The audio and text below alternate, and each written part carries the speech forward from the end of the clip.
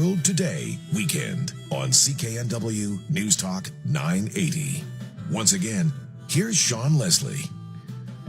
And we're speaking with Max Abrahms, terrorism expert fellow at Johns Hopkins University, about the events in Boston this past week, from the initial bombing that killed 3 people and injured dozens of others, to the running gun battles, massive manhunt, and essentially shutting down the city of Boston yesterday to find the remaining suspect. Of course, 26-year-old suspect Tamerlan Tsarnaev had been killed in the battle with police on the Thursday evening, although also reports that his brother drove over him while he was escaping. That brother, 19-year-old Dzhokhar Tsarnaev, now in custody in hospital, recovering from gunshot wounds himself.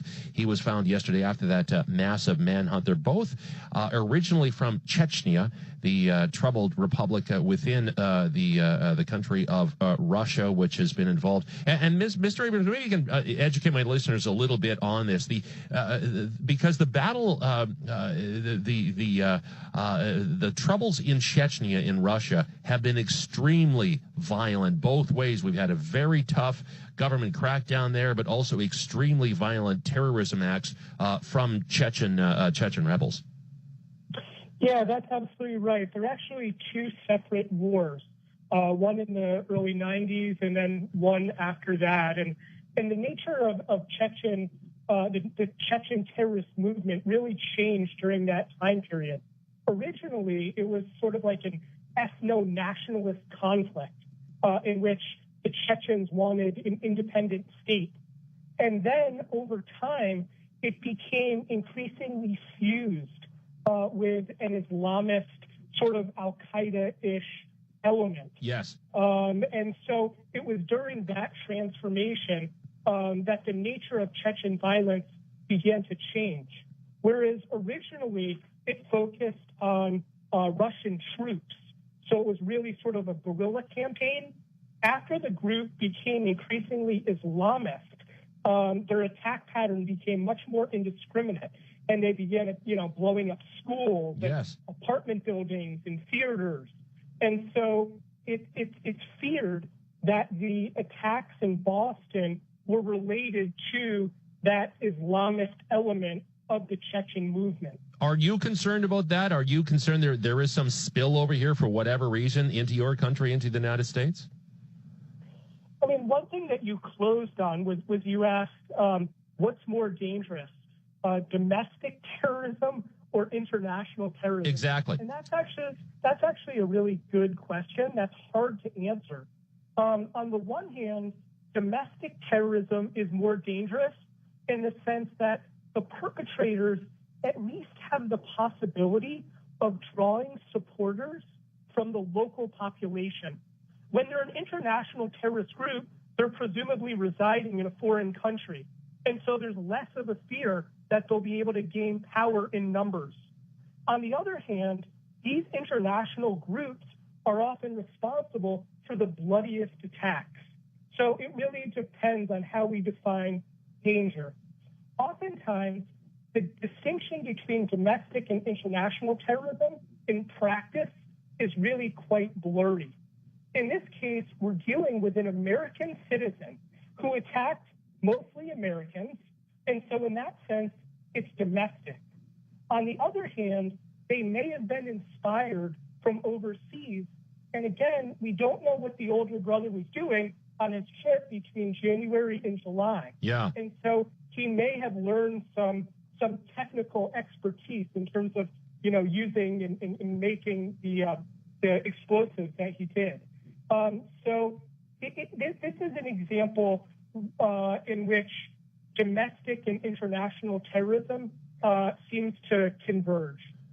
Let's go to the phone lines. Robert in Vancouver. Hi, Robert. What's on your mind? Hi, guys. If you allow me a minute to sort of flesh out what I want to say, that would be terrific. Yeah, go ahead. This is, my wife is from Boston, and I've got a lot of family over there. And this is, to me, pretty obviously is what I call loser terrorism. I mean, they're all losers, but some of them have at least some sort of clear political goals that can be articulated, whether you agree with them or not. Here, we don't have at least yet, we don't have such a thing. And as far as I've been doing a lot of reading on this, lots of information out there already, lots of good reporting. The older brother, the boxer, up to a few months ago was talking about wanting to box for the United States up to a year or two ago. Okay? So these are, in the olden days, when people became losers, they just killed themselves. Okay? Or they might kill a few people and go down in a hail of glory, blaze of glory. This, to me, is much more similar to what happened in Connecticut than it is 9/11 or something like that. Because what it is just losers who suddenly the theme of their thing, he's got some Chechen identity himself.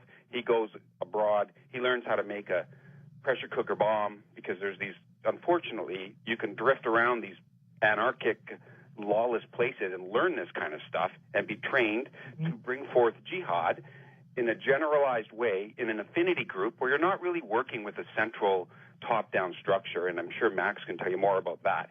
So they just go out and it's a generalized cause of jihad against the decadent West, whether it's Russia, whether it's the United States.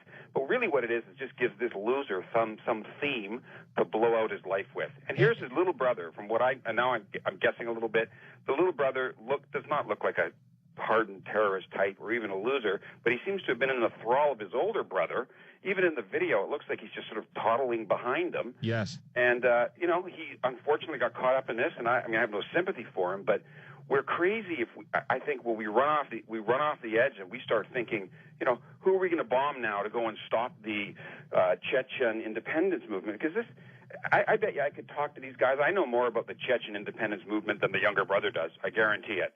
And, from what I read, he actually failed political science in the university in Boston. I got to jump in here because we're almost out of time, and I do want Max Abrahms to have a chance to comment. But great call. Very well. I think that the caller makes a number of very good points. Terrorism scholars often make a distinction between the advent of international terrorism in the late 1960s with the PLO, which went up into the early 1990s, versus the wave of terrorism that we're currently in from the early 1990s to the present. And basically, in the old terrorism, the so-called old terrorism, from the late 1960s to the early 1990s, the caller is quite right that groups tended to be more hierarchical. There was an obvious leader. Yeah. It was almost understandable what the organization was doing because the goals were, they tended to be explicit, and they tended to be, I don't know about reasonable, but the target country generally had the opportunity to appease them if it wanted to. Whereas the so-called new terrorism, which began in the early 1990s, is different, and it's consistent with the kind of attack that we saw in Boston. In this case, there isn't a clear organization. The group did not take credit for its violence. No specific demands were issued. And in a sense, it's much harder to process than, your very question, which is why then would they do it? In the past, it used to be much more understandable, but today it can be very tricky. I agree. Max, we have to leave it there. Great to have you on the show. Really appreciate your insight today. Thank you very much. Thank you. Max Abrahms, terrorism expert, fellow at Johns Hopkins University. We're going to stick with this topic after